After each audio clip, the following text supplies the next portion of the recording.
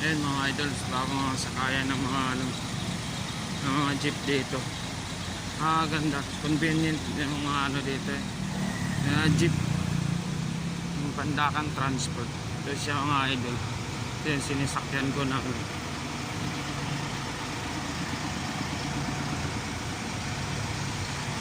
dapat ganito na dapat yung mga sa modernization ngayon mga sasakyan.